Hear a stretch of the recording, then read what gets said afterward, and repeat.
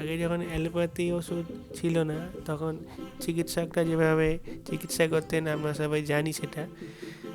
তারই এই সম্পর্কে বলতে গেলে তখন বেশিরভাগ চিকিৎসা হতো গাছের শিকড়, পাতা ইত্যাদি দ্বারা। পাতা খাওয়া, পাতা বেটে খাওয়া, পাতা কোথাও লাগিয়ে কেটে ছেটে গেলে সেখানে লাগিয়ে তখন চিকিৎসা হতো।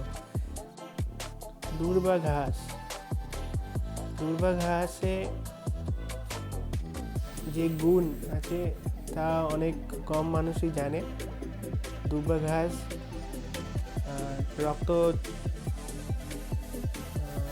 আটকায়, মানে কোথাও যদি কেটে যায় ছেটে যায় সেখানে রক্ত বন্ধ করে।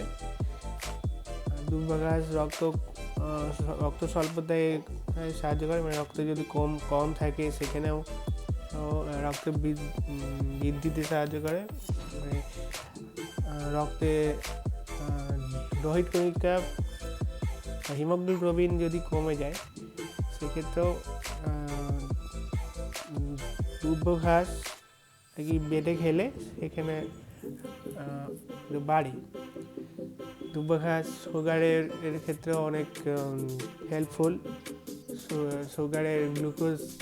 সুগার পেশেন্টের গ্লুকোজ কমাতেও দূর্বা ঘাস হেল্প করতে পারে।